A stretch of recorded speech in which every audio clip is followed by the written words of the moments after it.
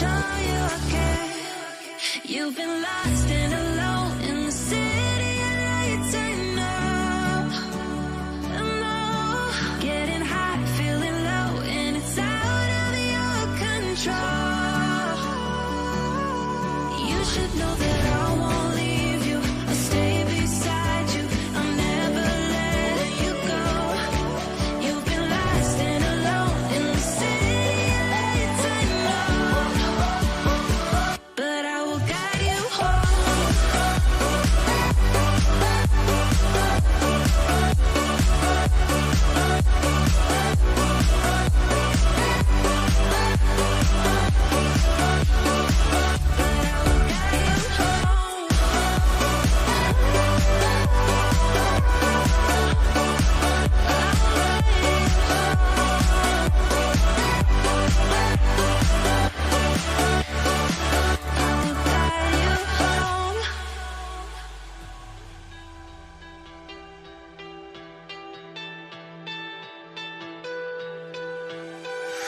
Letting love pass by, something I've done so many times. Trying to keep my head high while everybody's dancing. 'Cause I know I'm not the only one. I know I'm not the only one. Since you took hold of my broken heart, just like a miracle. You're the angel, the one I've been waiting for. You're the angel, the one that pulled me out of the dark.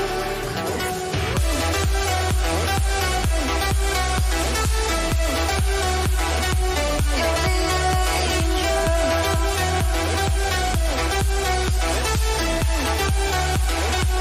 You're the angel.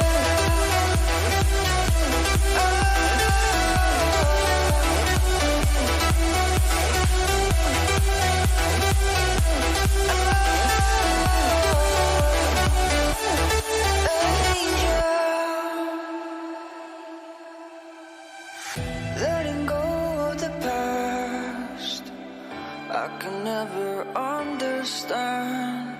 So many questions, why? Well, everybody's dancing. 'Cause I know I'm not the only one. I know I'm not the only one. Since you took hold of my broken heart, just like a miracle. You're the angel, the one I've been waiting for, waiting for. You're the angel, the one that pulled me. Oh, I've been waiting for, waiting for. The one that pulled me out of the dark.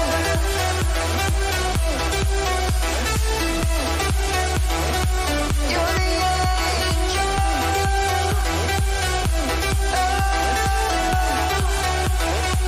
You're the angel.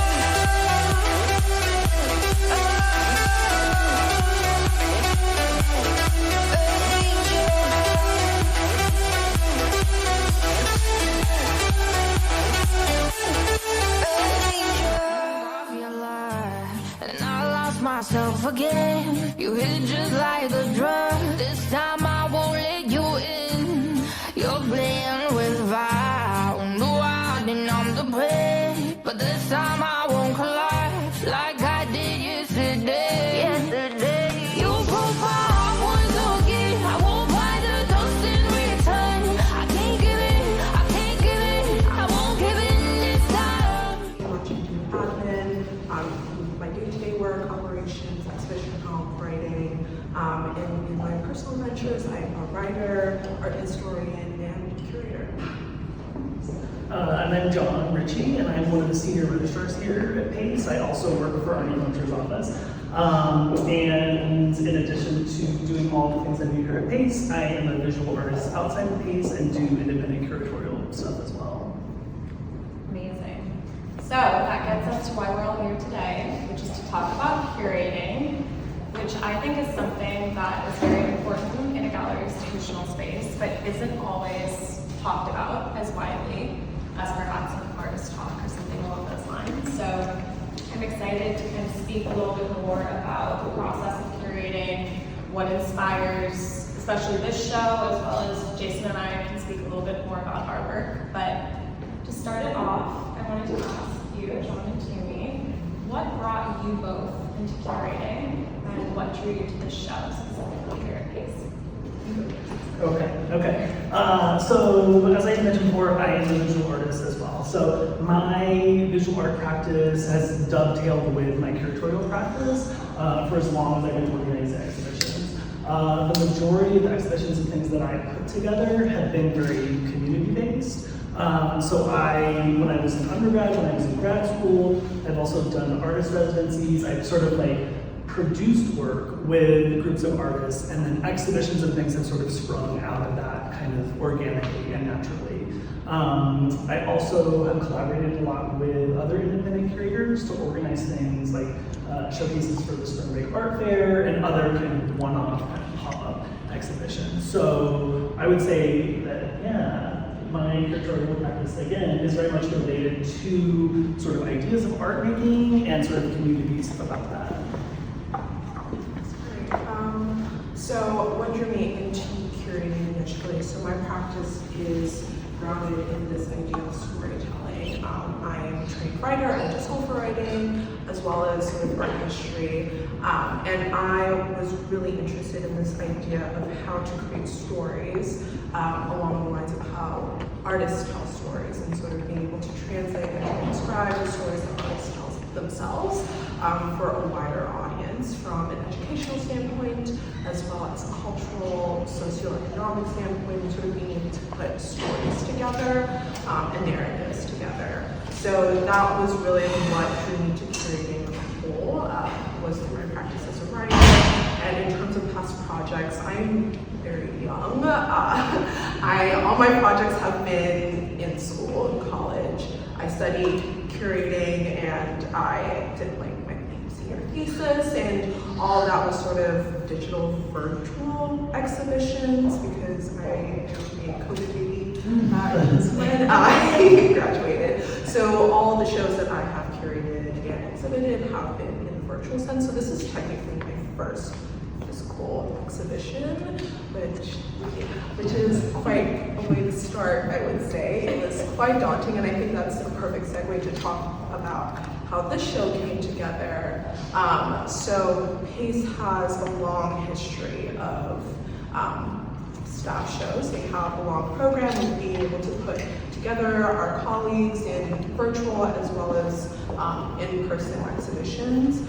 So the process for this particular show is that there was a curatorial or a curator open call that was sort of just put out gallery-wide. And we applied and we were picked. So that is sort of how we got. It's like that. It is just that straightforward. We applied, we came up with our own ideas, and sort of there was a committee that picked us blind. They didn't know us or sort of knew if they had any connections to us, so they just sort of picked what they thought would work for this year. And John and I collaborated and created this monster. So there was a little bit of a wild card. We both submitted sort of separate proposals that were not necessarily related, but I think that thematically they kind of dovetail nicely together. So when I think we found out that we were going to be working on that exhibition together, we had to jump in, with both feet and really like kind of hash out what we wanted that exhibition to really be about. And write a really kind of clear and cohesive exhibition prompt that we could put out to our colleagues at galleries around the world so that they knew what that exhibition was actually going to be about. That makes sense. And I do think, despite so many different mediums, so many different sizes, everything feels very cohesive and just such a very cool space to be sitting within. I think it's so interesting that you both come from kind of like a writing, curatorial background. I also did a senior year show in college. I put together an exhibition in like an old Victorian mansion near my campus. But I feel like you and I both actually have more of like a business background, and then we'll get into this. Do you want to speak? Yeah, I mean, I have no sort of academic background in terms of, I didn't major in art history. I didn't do curation sort of prior to graduating from college. And I sort of, my background prior to graduating had sort of been in the political space and the nonprofit space. And I just happened to know somebody at Pace Gallery and ended up getting my start here. And quickly realized there is this sort of thriving ecosystem around contemporary art, around the commerce of art. And I started here actually as a gallery assistant, and one of my coworkers at the time recommended this book called Boom.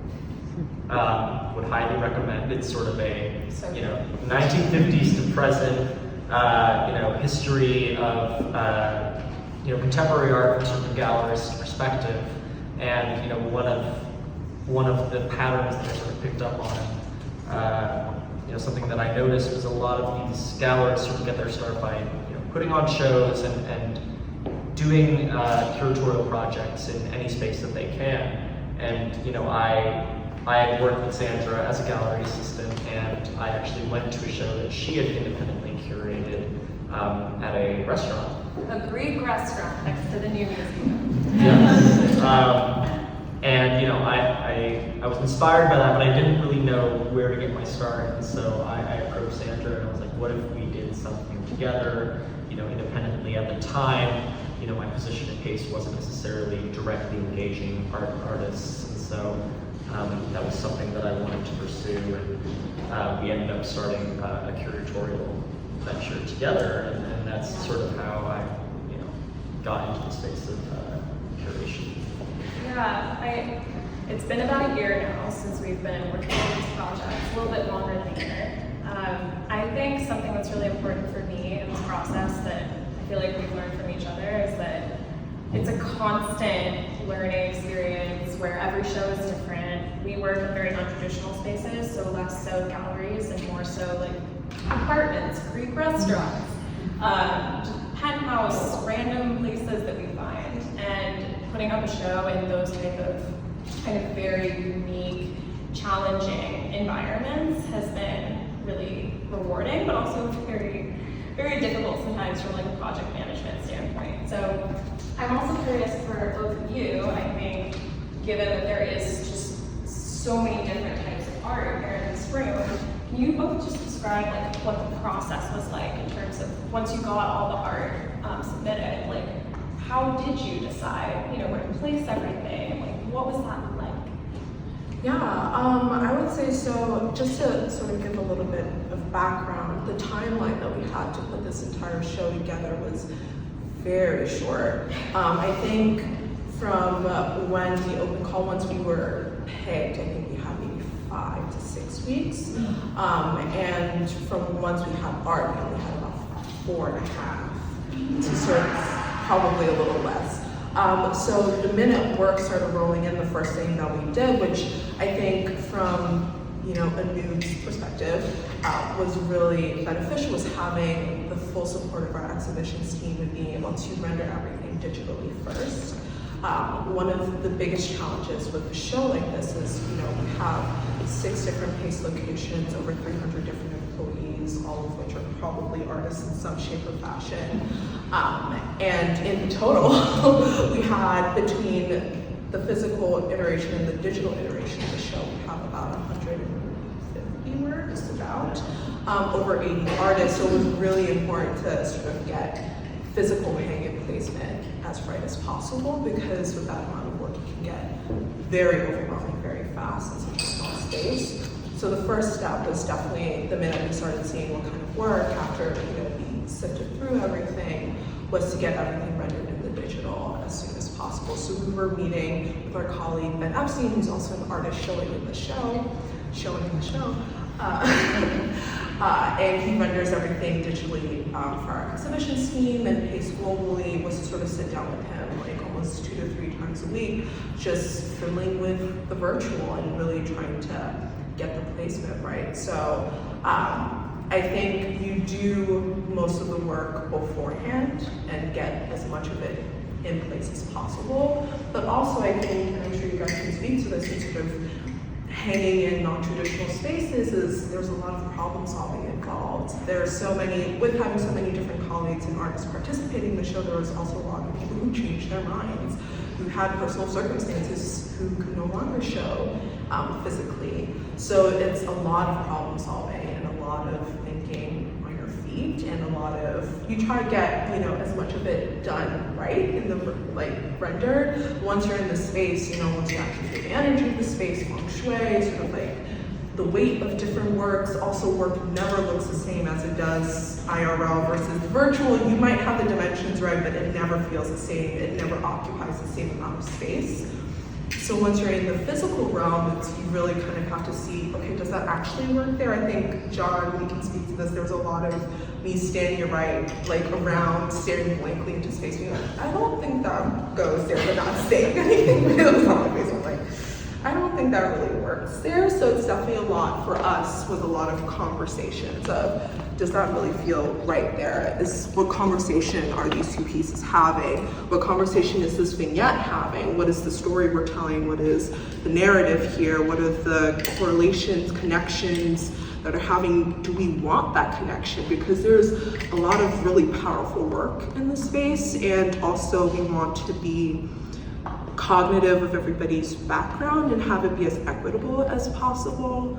I know for myself as a Black woman, I was very conscious of the demographics and the optics of having different, you know, racial conversations that are happening in a white box space. For me as a curator, that is always in my, like, the forefront of my mind. So having the conversation about, do we really want those two pieces talking to each other? Maybe we don't. So it was a lot of back and forth in that way. Yeah, I think exactly. I mean, we knew that we were going to have a lot of work. The past exhibitions have had similar amounts of, you know, hundreds and hundreds of artworks. And so we knew early on that we were going to have to kind of whittle things down a little bit.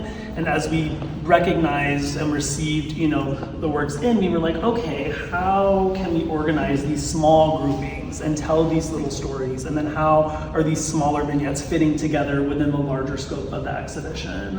And yeah, to echo Tumi's point, it's like once we actually got into the space with all the works, we were like, oh my gosh, there is a ton of work in the space. And, you know, we also had to be cognizant of our exhibitions team who were here to actually hang the work. And because we only had a couple of days to physically put the work up, we were like, okay, we gotta hit the ground running, have everything as well organized as we can before we have things in the space. And then those little tweaks that always end up happening, we just had to kind of roll with it. We had to kind of let everybody know that, you know, like, it's not gonna be exactly the way that we planned it, but it'll be close, and, you know. Mm-hmm. So it's like a living, breathing space, constantly going through improvisation in those, like, the few days before. I feel like we've definitely experienced that. So I feel like you try to do as much as you can beforehand. You know, you digitally map the space. You know, you try to figure out where everything's going to be. You know, especially with us, you know, we're operating kind of these sort of DIY spaces, and so oftentimes we're not able to sort of enter the space until maybe a day prior or a day of.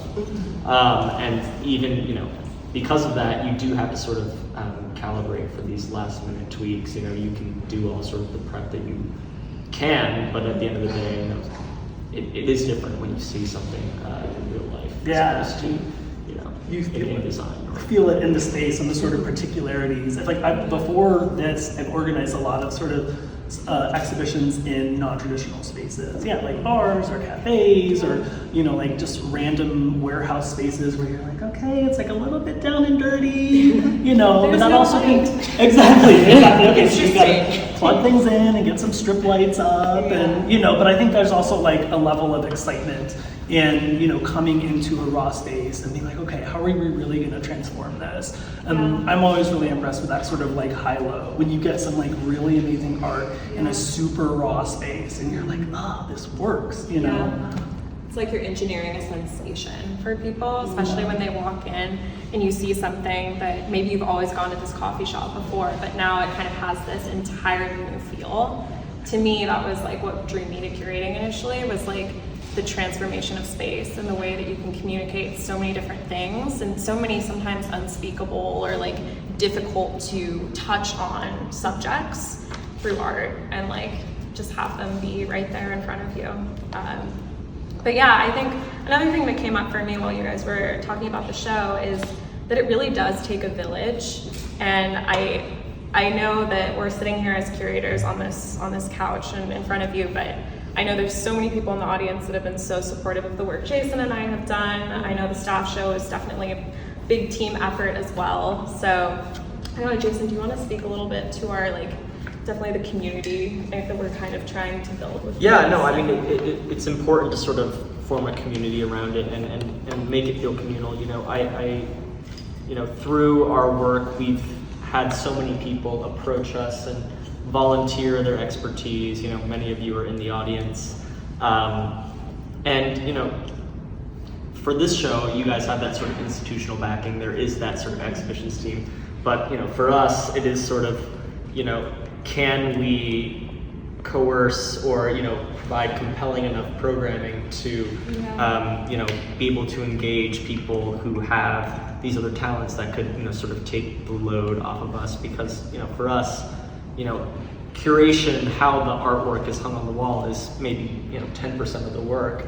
And, you know, we were so focused on the logistics of everything that we're doing, and so it's been very helpful, you know, and very heartwarming to have all these people who sort of come forward and say, hey, like, I have, you know, I love what you guys have done. I have this background doing, you know, 3D modeling or art installation, and, you know, it's, for us, it's not necessarily a profit-making model, and so, you know, it's very heartwarming when people, you know, sort of volunteer their expertise and do it just to sort of create this compelling project. Yeah. I mean, it really is about community building. Yes. You know? And I would say that one of the biggest objectives that we had with this show and also this type of programming at large was to really pull back the curtain on how exhibitions are put up on this scale, on the pace scale. I think one of the first conversations that John and I had was really about this idea of naming every single person, every single collaborator, every art handler, gallery assistant, and having their name and their efforts front and center to sort of highlight the sort of labor that goes into our exhibitions every day. So not only would we like to platform the different talents and artists who, you know, are our colleagues, but we also want to, you know, platform their professionalism and sort of like their expertise as art handlers, as installers, as designers, which isn't the norm at Pace. So we really wanted to take this opportunity to sort of name every single person and acknowledge their efforts to sort of, you know, not just what they do for the gallery and what sort of removing them out of the behemoth that is Pace and really singling out the individual. Absolutely. And I think something about your title too, I know we've talked a little bit about like in being double and like what that means, like to have your identity within Pace and like also be such, you know, a team player and an integral part of the inner workings of this behemoth is important, but then also to have this practice for many of the artists in this room that you're also balancing, but then kind of also learning from on both sides. Like it doesn't always ever feel completely separate, at least for me. So yeah, I think it was so aptly titled, and the mirroring, if all of you noticed, kind of speaks to that a little bit as well. Yeah, I think talking from a physical installation side. So I think when you're curating, you're always thinking of sort of like this metaphorical narrative. What is it that you're trying to communicate? What is the message you're trying to impart? What is the ethos, pathos, all those sort of like very emotional, emotive things, but also from a logistical side, how do you transform the space and how do you bring your curatorial theme or the narrative of the show into the physical space? So I think one of the first things that we were thinking through in being double or twins or pairs is sort of how do you have the visitor engage with the curatorial theme from the get. So having, you know, you come up the elevators and you're in the lobby and the first thing you see is your reflection, and what does that do to you as a visitor? Sort of being confronted with your own twin and your own double before you enter what is a sort of transforming space, and in that way, how are you transformed by being confronted with your own reflection? So the mirrors were definitely like a huge priority for us when we were thinking through. Once we had our curatorial theme down, I think we were sort of thinking through how to really have it manifest in the physical, and so like the reflections and the reflective material was definitely a huge priority for us. Yeah, I think it was, as we were like talking through all of the details of the exhibition, we really wanted to acknowledge, what this broader theme was and how we could touch on it like with every aspect of the exhibition, like through the way that we're hanging the work, the type of work that we're choosing, and the fact that, some of the artworks exist in pairs, and these sort of twins and fraternal twins, and, also how that kind of rippled out to the way that we were collaborating with colleagues, and how, people's roles function here at the gallery and what their interests are outside of the gallery. And yeah, very much so with the physical space and the idea, again, coming off the elevator, being confronted with your reflection, having to sort of like push through this mirror and like walk into this other space, this other world, Yeah, Jason and I feel like are also very much about that experiential touch in a lot of our shows. Like the one that we have coming up on Saturday is quite literally called Ascension, and it takes place very high up in a very small room, or not small room, but quite a large room, large space. But the concept really, and the title, like really mirror the subject of the photography that we'll be showing, and we will literally be conducting a rave in the space because we'll be working with an artist that documents raves all across Brooklyn and like the underground kind of portraiture of them. But we've done it in the past for Kunst, which was our first show, and Unfashionable as well. Yeah, I feel like a unspoken part of curation is sort of integrating the theme into sort of the physical elements of the space and other aspects of the space that don't necessarily relate to art just being hung on the wall. So for example, this show that we're talking about, we're working with this photographer who produced this whole body of photography work documenting DIY underground Brooklyn techno spaces, and so I think it's more engaging for a visitor, for a collector, to sort of have these other elements that they can grasp onto. So we want to we're integrating a fog machine and certain lighting elements, DJ lineup. Yeah, and performers and DJs who sort of mirror the energy of the art being shown. And for us, that's been so important because sometimes I think just having art on the wall is maybe it's engaging for people who are sort of used to that sort of presentation, but less so for people who aren't as familiar with fine art. I think accessibility is a really strong component of this show, as well as I think what Jason and I are also trying to achieve is, I think galleries, we all can say it, can be very intimidating. I work in a gallery and I'm still sometimes like intimidated by the general vibe of it. I think what we try to do with our shows, and what definitely this show also does so well, is bring people in like such a welcoming way and really kind of like create an atmosphere of curiosity, of imagination, of kindness, which you just don't always get in every space. And I think there can be really incredible works of art in a fantastic show, but making something really feel accessible, maybe not for purchase necessarily, but even just to be able to connect with the work, I think is something that galleries can maybe do a little bit more effort in. So very happy to see something like this come to life as well. And most of these works are for sale, is that correct as well? Yep. Yeah, if you're interested, let us know. There's a checklist, price list. Yeah, but I definitely agree. There is this conversation around like capital A accessibility and just gaining access to spaces. My background before being a gallery girl was a gallerina, was definitely more institution-based. So I worked at the Whitney, I was at the Rubin. I definitely have been more in the education institution space, which is within like a societal standpoint are established as public spaces, most of them for a fee, but they are known to be accessible to the public. But I do think galleries, especially in this neighborhood, the Chelsea Gallery Row, is definitely seen more as an inaccessible space because there is this commercial aspect to it. So I think a lot of the casual, person, they mostly think that they aren't for free, one, or they're sort of like you have to pay to play sort of thing. So I think for us, one of the biggest things was we wanted the space to feel A, inviting, but B, to sort of be accessible in terms of allowing people to exist in the space.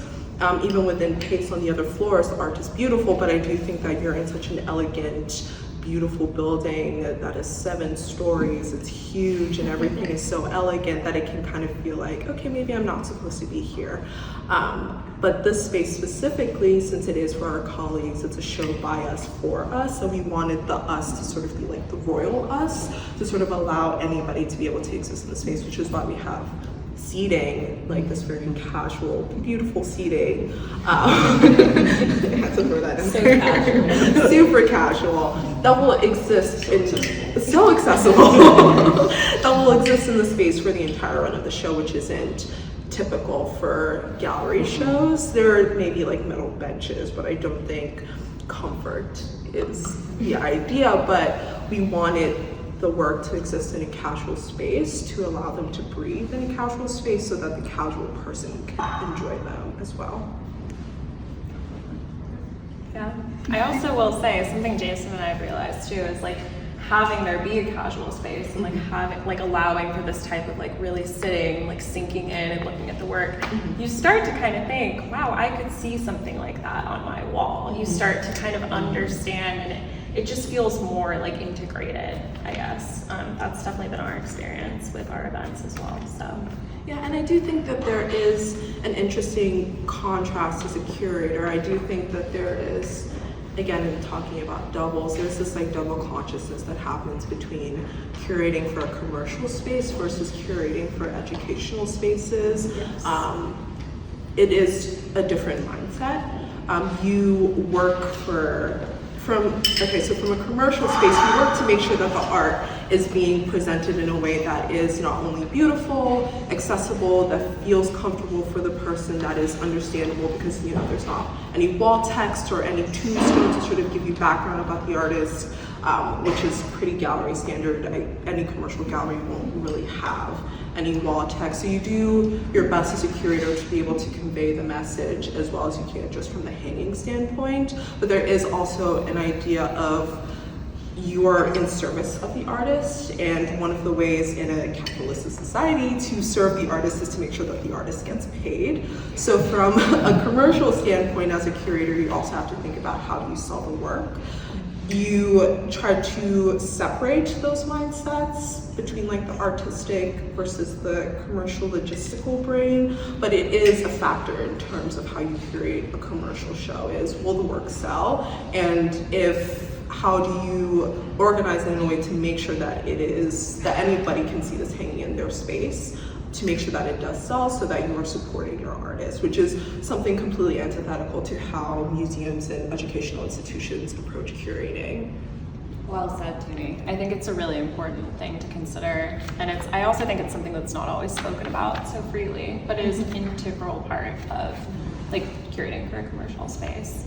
But I think going off of that slightly, I wanted to ask this group what advice you may have for anyone in the audience that maybe is thinking about curating at some point, doesn't really know where to start. And obviously Jason chime in as well, but we can maybe just go around, and I'll start with John. I would say just go for it. I mean, it sounds like the two of you were just like, we want to start doing this, and you pull together whoever you can to help, and you find a space, and you find some artists, and you just do it. Yeah. when I first started out, when I was in undergrad, I was part of this sort of collective, unofficial collective of people who were making things, and we were really interested in sort of like early happenings and sort of like art collectives, and we were like, how can we kind of just do this? And we were making work ourselves, and we decided we're just going to like take every opportunity.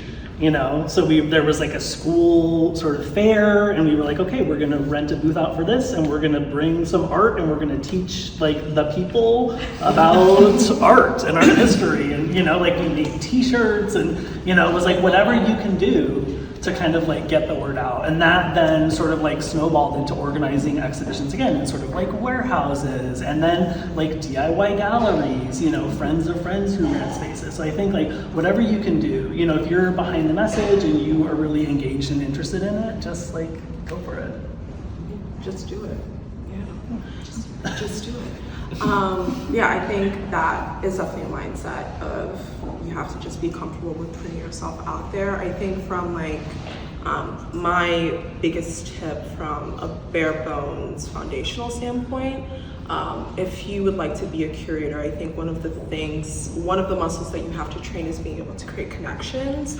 You have to be able to have the visual literacy to look at two different opposing works, even if they're by the same artist or they're from different eras, and be able to create or find the connection there. Because being able to just go into a space and DIY it is all well and good, but if you don't know where to start in terms of creating those narratives, I think is important. So what I used to do before I even got started curating was like I would Google, like if I saw something that I really liked, I would like pull an image from Google and create like PowerPoints of being like, this goes with this, and I'd say like the colors or the story makes sense, what's the narrative here, and really being able to pick out those themes or the sort of the connective tissue between works.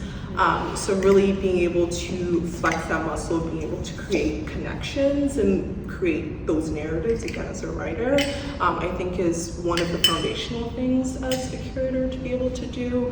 But also, so you do that and then you go out there and you just do it, but also I think being able to understand what the story or understand what the objective of the artist is as well. I think one of the like general main objectives is to get their work out there, but also to understand that there is a mission there as well, and to sort of honor that mission and to align your mission with the artist's mission as a whole. Absolutely. I mean, I have quite a few, but I would say Do tell. echoing them, and this applies to any sort of independent venture you do. Don't be afraid to fail. I'm not someone who necessarily is very comfortable putting myself out there, but if you do something with fear of failure, you'll just never do anything. And so I've just sort of had to, there's always these nagging thoughts of, what if no one shows up? What if no one sells? You just gotta kind of put those to the side, and if it does fail, and there are failures, learn from those and use those to inform your next project. For me, it's been extremely helpful to have a reliable partner who I trust. When I sort of get this imposter syndrome of, what are you doing? Who are you? How do you think you can do this? Just give up. It's like I have Xandra, I have 10 texts in the morning. I'm like, no. And I'm like, okay, this train is running, okay, I'm just back at the mindset of, we're doing this and this is happening, so I just have to engage. That's been really helpful, and I think it's especially important that you have a partner whose judgment that you trust. Oftentimes when I'm bouncing ideas off of Xandra on event logistics or curation, and if she puts her foot in the sand, she's like, no, I want this, or that doesn't make any sense, and I'm like, you know what, okay, that total, I trust your judgment. If you feel strongly about this, then I'm willing to concede or compromise on this one thing. Another thing is, have a point of view. Don't curate for, commercial success entirely. You know, one of the paradoxes I think of curation is, you know, the most successful galleries commercially, something that I've read, are the ones that aren't necessarily curating just for appealing to commercial tastes. You know, you see all these midtown galleries with, you know, Mickey Mouse sculptures and, you know, all this sort of gauche, you know, accessible art. But, you know, the really successful ones, you know, the Paces, the Gagosians, the David Zorners, they curate their exhibitions to establish a point of view, you know, to stir controversy, take a political stance, you know, even if someone comes in and they're disgusted by your exhibition, that's a reaction, that's a guttural reaction, and that's a good thing, I think.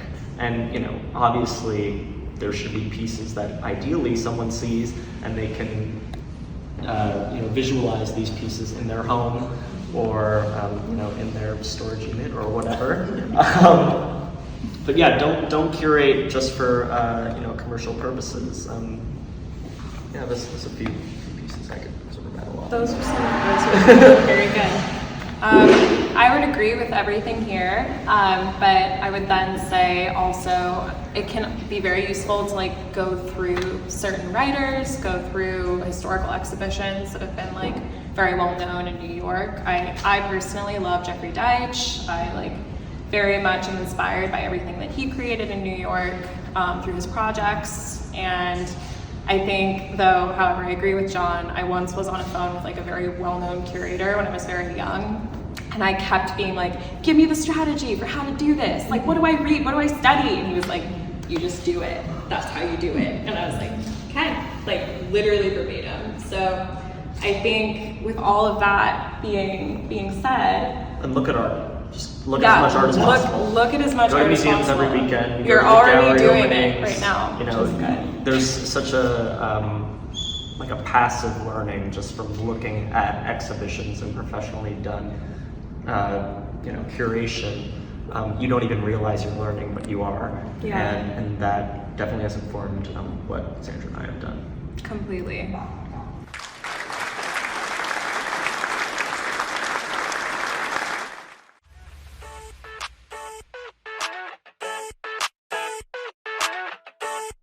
I never thought I'd feel like this. Yeah.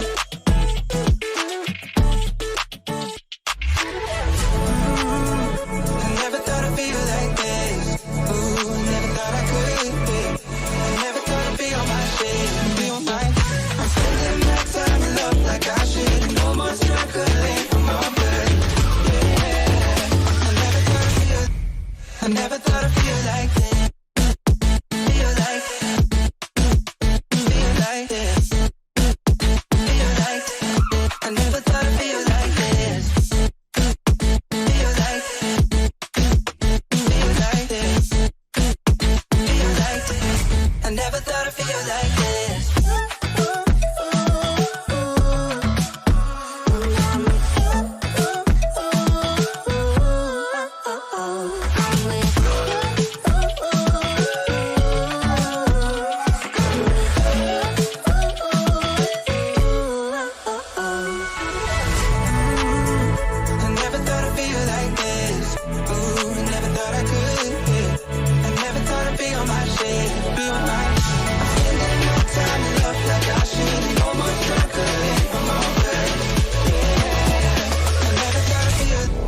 I never thought I'd feel like this. Feel like this. Feel like this. Feel like this. I never thought I'd feel like this. Feel like this. Feel like this. Feel like this. Feel like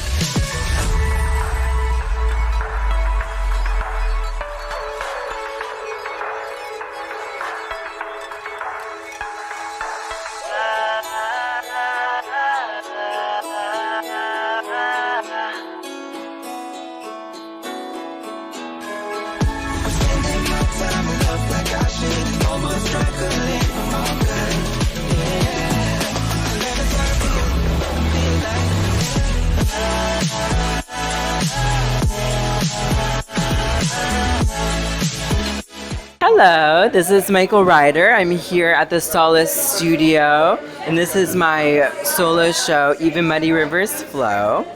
This show is about the idea of the past, present, and future melding into each other and having a relationship with all three of those forces.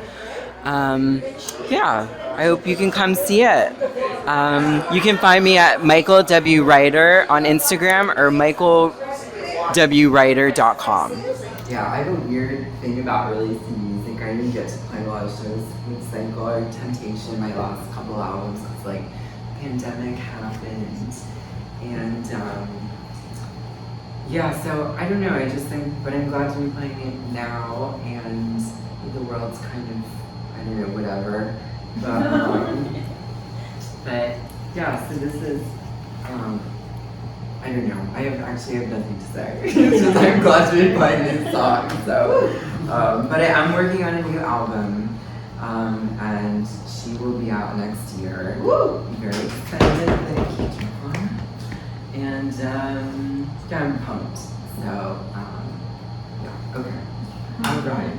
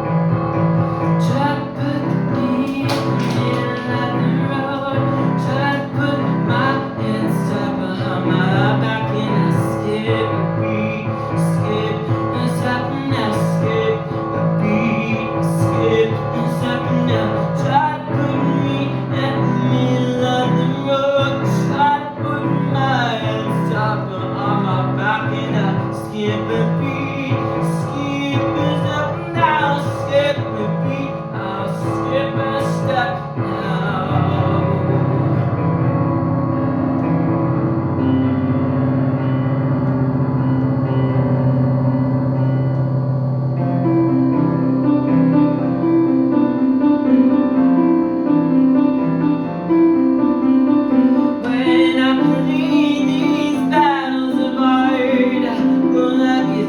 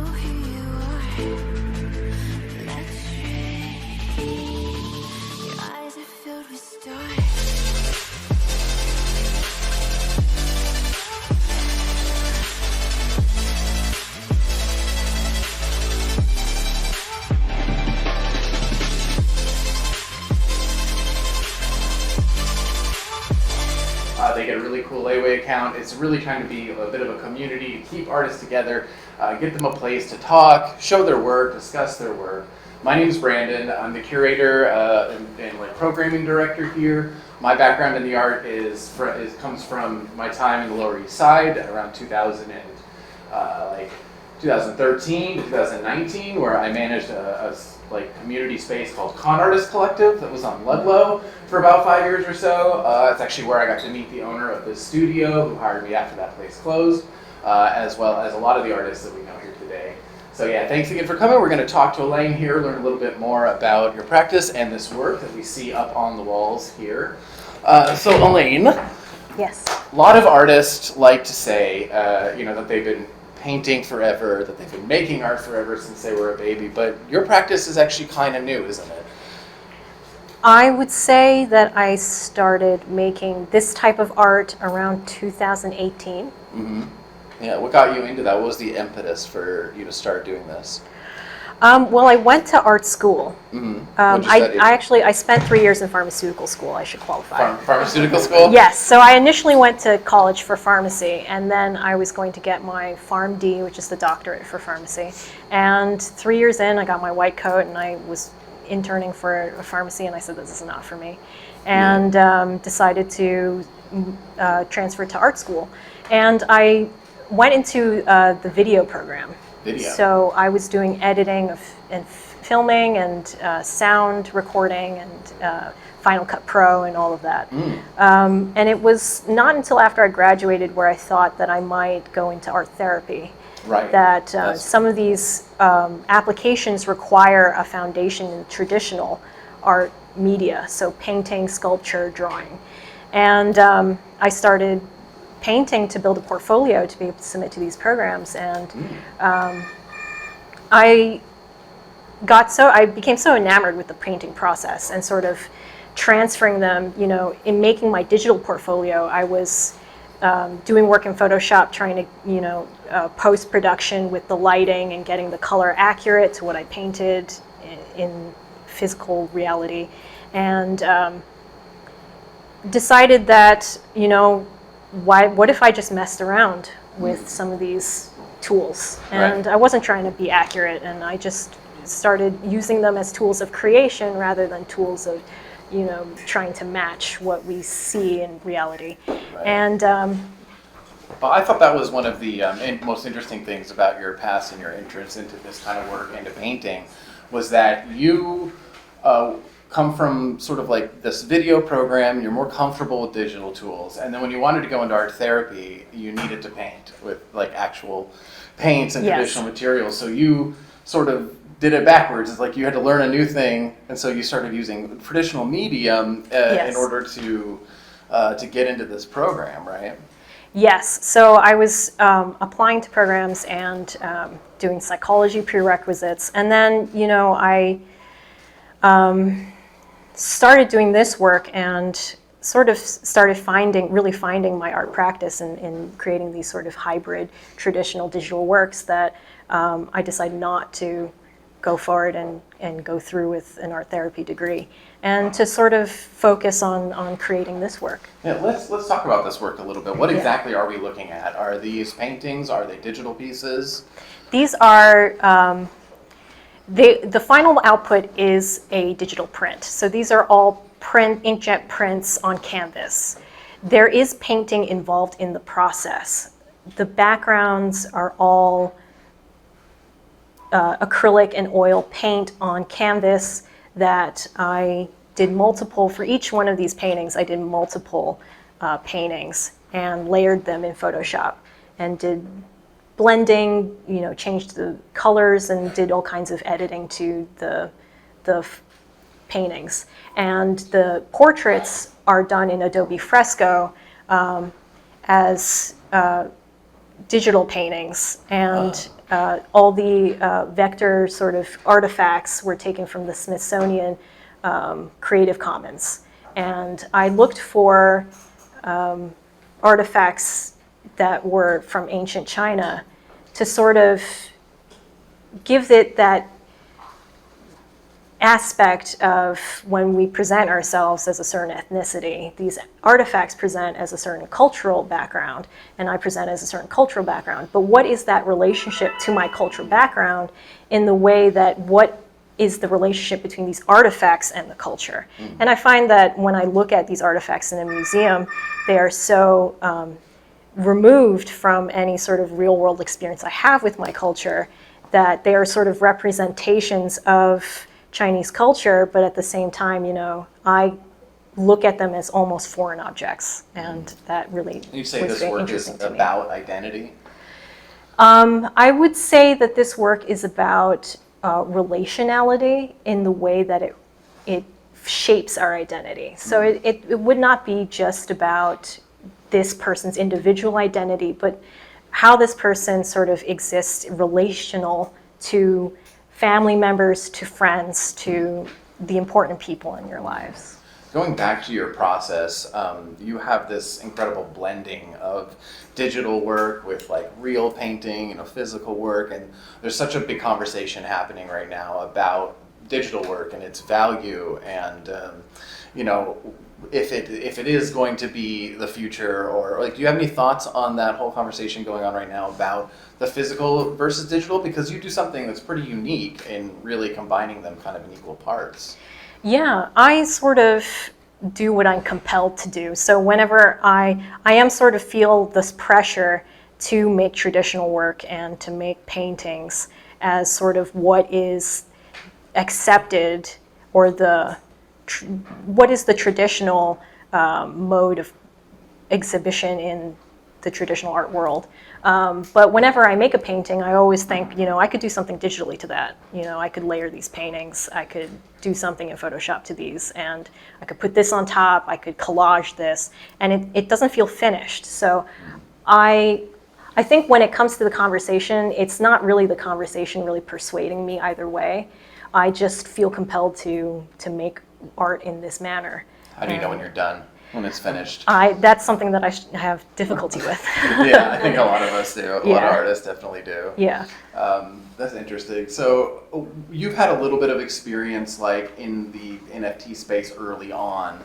I know that's kind of fallen out of favor in general among things, but Yeah. do you want to talk a little bit about your experiences there? What did you find it positive? What parts of it didn't you like, and what do you think is going to happen with it in the future now that the hype's kind of died out? Yeah, I can't really foresee what would happen with NFTs in the future. I don't have that kind of prescience. I did spend some time in the NFT space. I spent roughly a month last spring, and I made several NFTs, and I found that based on what sold, I was kind of feeling that directing my art creation. And then I was looking at what other people were making that was getting a lot of hype in the NFT space, and thinking, I have to make work like that. And then I started losing the meaning of why I was making this work. And there was just so much of it that takes place on social media, and social media, Twitter is not exactly a place that I want to spend too much of my art time on.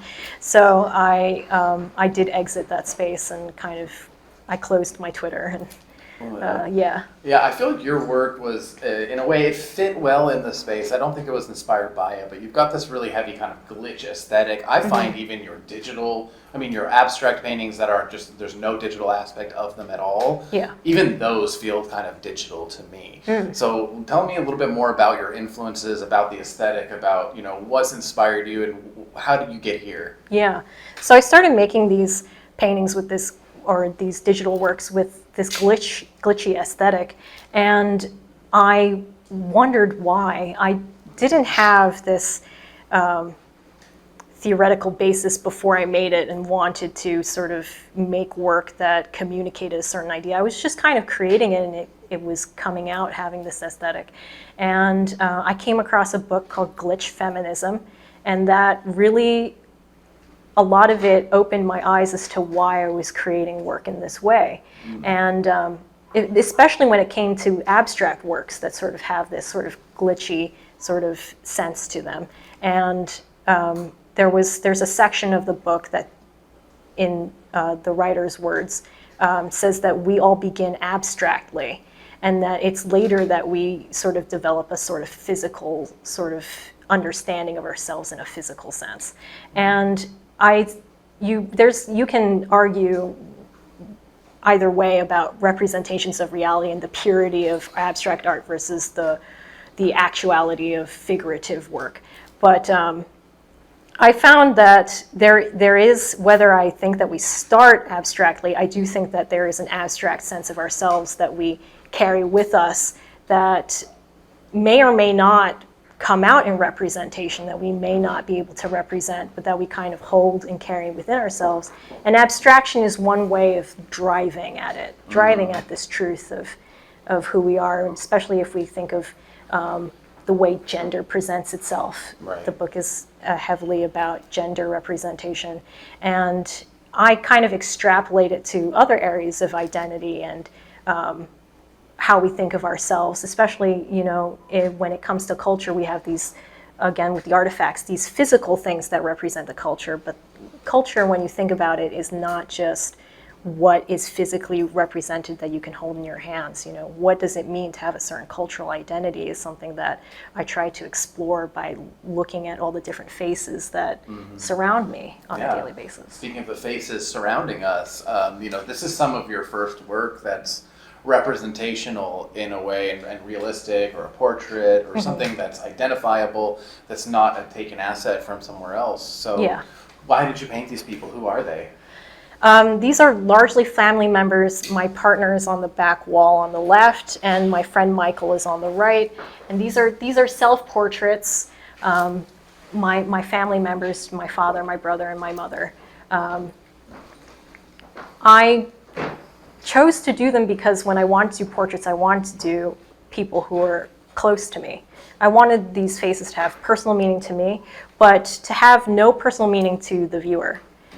I wanted it to have that sort of have a private communion between the artist and the work, but between the viewer and the work, it's a different relationship. And so I sort of, in that way, because I also have self-portraits of myself, then bring my relationship to these people as sort of a part of the art, part of the series of work. So it's searching for what my relationship to these people have in regards to how I think of myself. And how do these drum pieces fit into the show? Because these are true abstractions. They're also a little different than stuff you've done. Do they also have a themes of identity in them? Yes. So these drum heads were used drum heads. My partner's a drummer, and she didn't need these drum heads anymore and said you could pin on them. And I kind of set them aside for a really long time and finally decided what I could do with them. And I used a bunch of different layers of paint and stickers. And these stickers are sort of like a pop cultural object that we interact with very frequently in our everyday lives. But I chose sort of these stickers, and then I painted over them to obscure what they mean and turn them more into an aesthetic object than anything that has real meaning that you could parse. So you could probably maybe make out some of the words, but I tried to make them, try to drive at this balance between understandability and not being able to understand something. And I'm not fluent in Chinese, which is something that really speaks to my relationship with my culture. And I included a lot of these, this writing where it's partially understandable to me. I try to obscure and make it that question of if you can't understand something, what is your relationship to it, And something that is so inherent in my cultural background, but something that I don't always understand completely, is a very interesting kind of mix to have. And so there's this great mix of colors and this mixture of paint and with the work you've been doing, Material. do you feel like you found yourself as a painter? Like, are you a painter exploring with digital tools you're comfortable with? Or are you a digital artist exploring paint? I would say I am a digital artist, but paint is an integral part of my practice. And I would say that my art practice does involve a lot of self-exploration because I'm the one making the art, and these being an extension of my hand, it is an extension of who I am. And rather than try to dance around that or cover it up, I just lay it out in the open, and I am present in these artworks, and I have a relationship to them. Yeah, definitely. Yeah. Well, I'd like to thank you again for showing with us, for allowing us to list these. They are available for sale on our website at solas.studio/gallery. You can also ask us if you have any questions, or maybe you want to get a smaller print of one of these made. Do you have any plans coming up for, like, now that this show, you can take a break for a little bit now that the show's done, or are you already full steam ahead on your next exhibition? No, I'm taking a break. Yeah. I do have something out, maybe showing some abstract works in a group show in Long Island City in October. Cool. But that's a maybe, and yeah, we'll Nice. see if that happens. Nice. Yeah. So I'd love to take this time now to open up questions to the floor if anyone would like to ask Elaine anything or comment on anything that they've found particularly moving. All right, I want to thank you guys again for your attention. Thank you for coming out tonight. If you have any questions at all about acquiring the work, let me know. If you want to talk to Elaine more, we're going to be here till 9. So let's have some wine and hang out. Thank you. I need someone to save me from myself, to hear me cry when I call out for help. I blame it on the voices that are in my head, wondering if they'll ever be put to bed. Feels like I am close to reaching my wit's end, holding out, but I'm about to blow it up like a volcano.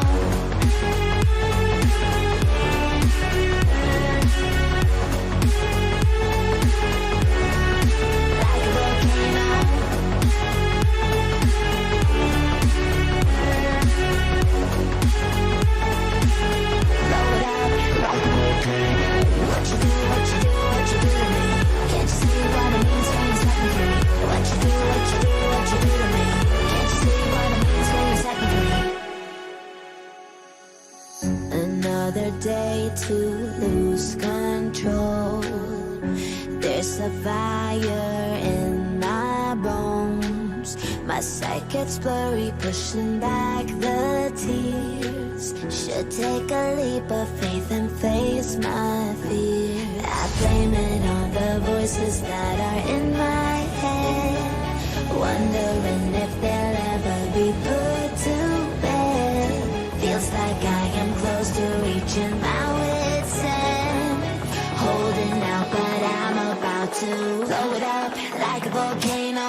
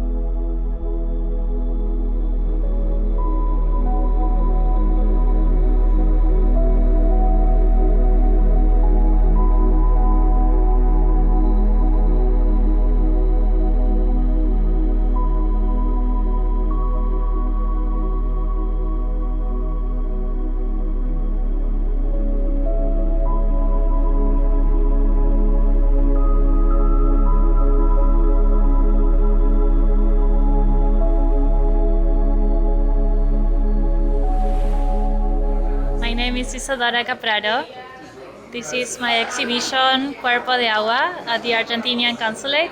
I paint yoga, I paint fishes, I love colors, I paint in large scale, and I am very happy to have this show right now that is up until September 14, 2023. I hope everyone can make it here. It's lovely, beautiful building. My Instagram is Isadora Capraro. My website is isadora-atelier. I'd love if you can check it out.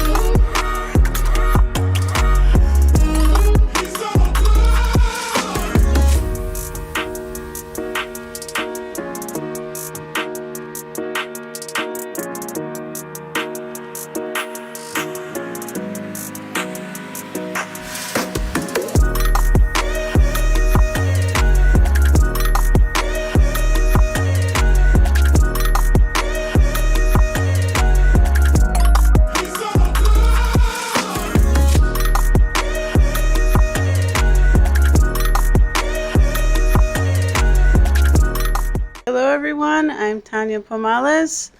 I invite you to check out my show opening today called Almas de la Noche, Souls of the Night, at Casa Mezcal, 86 Orchard Gallery. I am an oil painter traditionally, and these are oil paintings on canvas and wood panel. And they explore various themes of spirituality, mortality, mental health. A lot of this work actually came from bouts of having to deal with insomnia and a lot of other things. And rather than getting stuck on that, I like to turn it into art and make the most of it and sort of reflect my humanity outwards so that people can be inspired and can learn to confront their challenges and not be so scared to just live.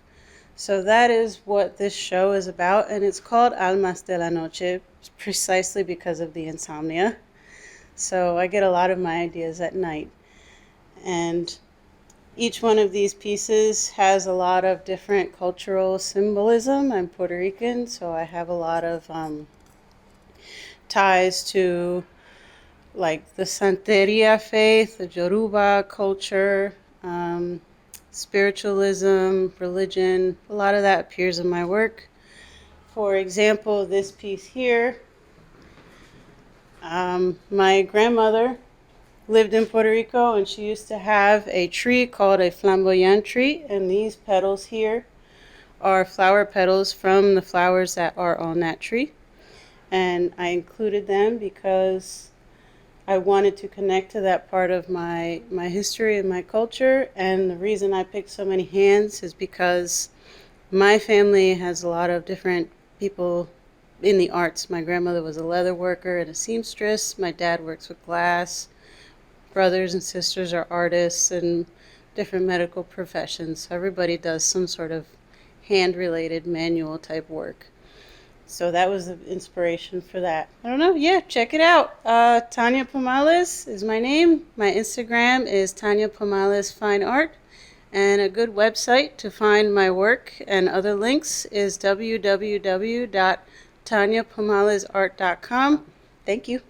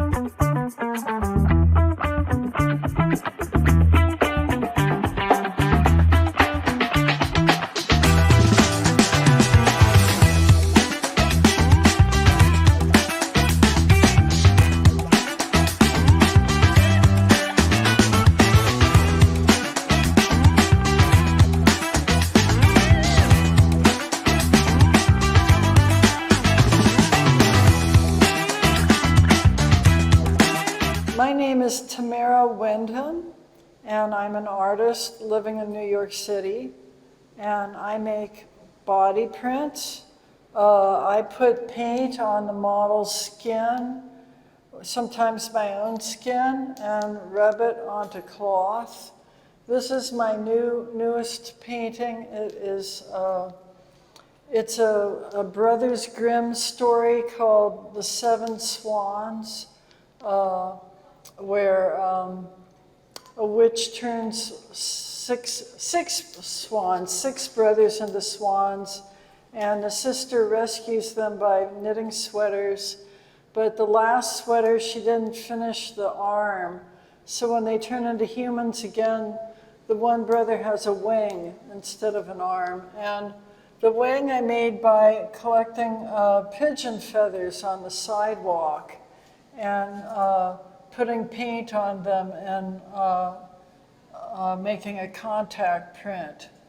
And these other two paintings were, the body print was made during a performance. It's my body, and I put paint on my body, and the cloth was on a window, and I pressed my body onto the cloth, and people on the other side of the window saw my shadow and then the paint soaking through. And then after the performance, I worked on it and added more colors and the paint splatters and the words. And it's an angry painting. It says, "I am what you fear, I am what you desire, I am not for you." And it's a two-sided painting because the paint soaks through to the other side.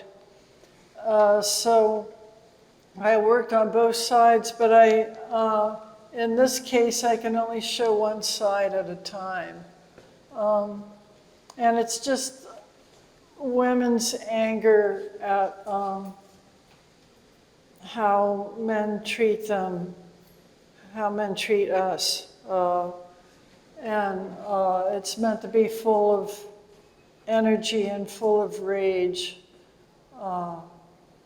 And this one was made during the same performance where I pressed up against a window. And during the performance, we read a poem by Marge Piercy called "A Just Anger." She gave her permission, and a line in her poem goes, "Anger shines through me," that I wrote on this piece. And it's also a two-sided painting. And so I have a lot of very expressionist paint splattering to build up energy and show anger and passion. And I believe that the body is sacred and that the body is how we experience the world and is something that should be honored. So that's one of the reasons I use body prints. And it's also, the body print is like such an immediate, it's like a direct contact. So you have the sense that the person was there, that you're seeing an artifact of something that happened. I have a website and an Instagram and a YouTube channel, and they're all my name, Tamara Wyndham, TamarawYndham. So I'm very easy to find. Thank you so much.